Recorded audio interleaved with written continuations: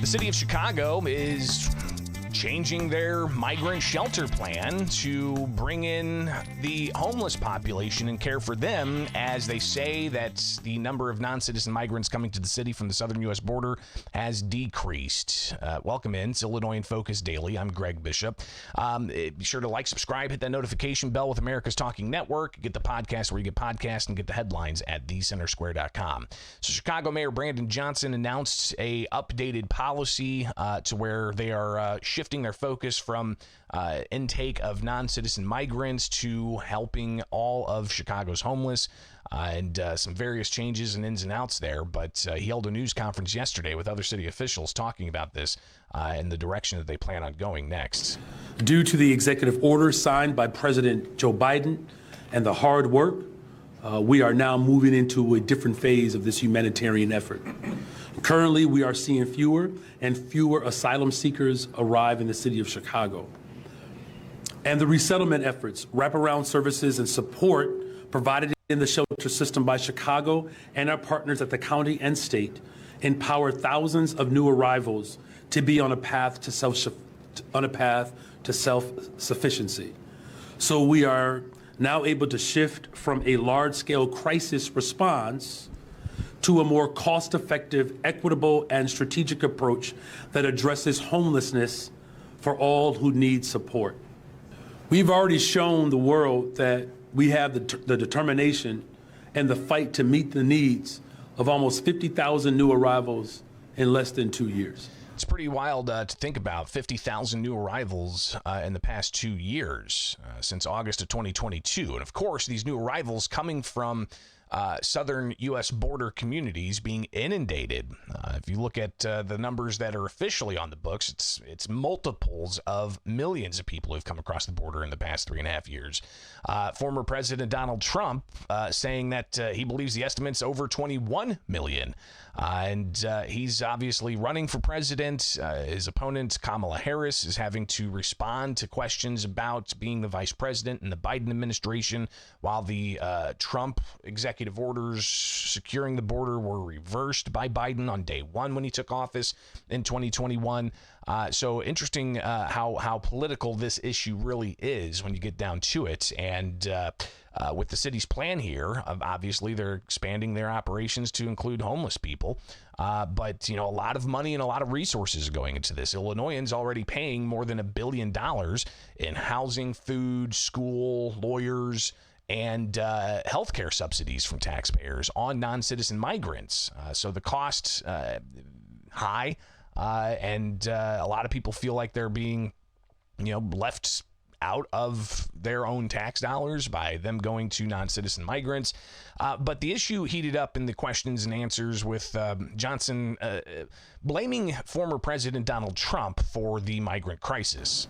Should they be concerned about work authorization? Yes.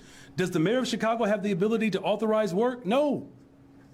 So that's why I'm fighting our federal government, and particularly the Republican Party that's being led by a freaking lunatic who told them not to support substantive, comprehensive immigration reform because he wants to prove a political point.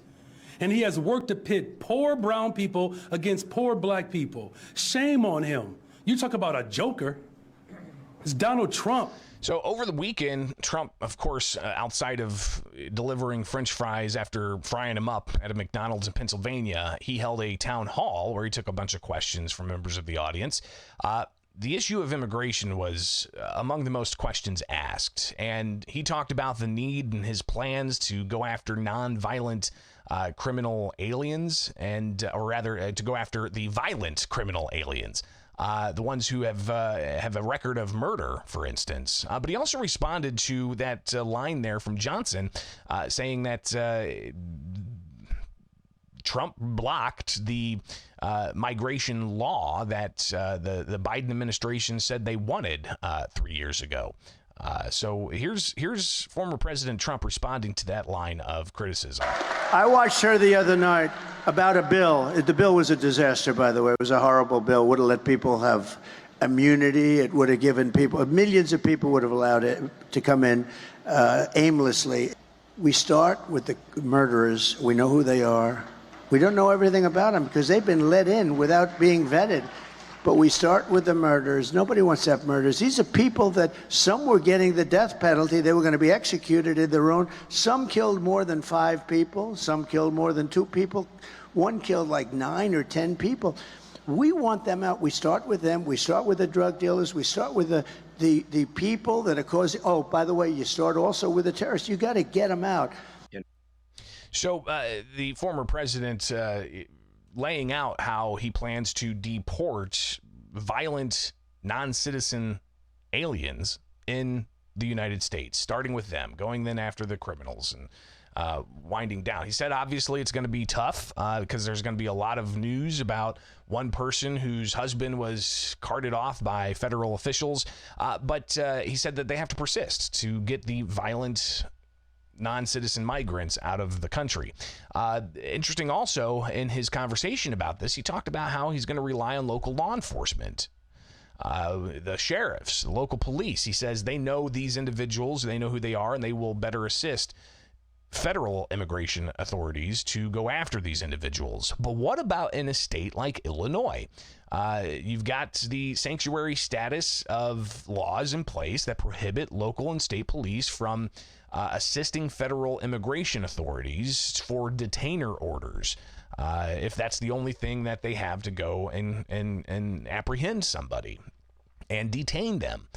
So clearly Illinois' sanctuary state policies, and even the city of Chicago's sanctuary policies, and anywhere else non-citizen migrants may be living in the state of Illinois, it raises substantial questions as to how effective a Trump policy of that deporting violent non-citizen migrants, how's that going to play out in Illinois?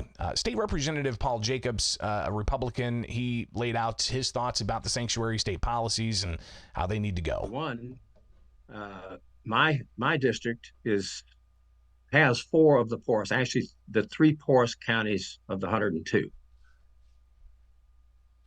The fourth county is about 15th poorest, but I have the number 3, the number 2, and the number 1 poorest counties.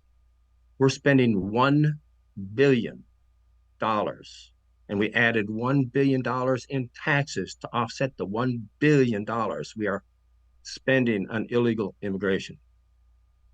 If I could have just a few million of that in my district, I would be tickled pink. It's wrong, and it's wrong for people to say we have to take care of the poor. We have to take care of the folks that are coming over the border. We have to take care of our own people first. And I'm very sorry. I want to take care of the whole world, but I want to see the poor. I've got such poor areas in this district. And then you go to Chicago, we've got areas in Chicago. We're not taking care of any of the poor kids up there either. So don't do a sanctuary state. We need to repeal the sanctuary state and go back to taking care of our own.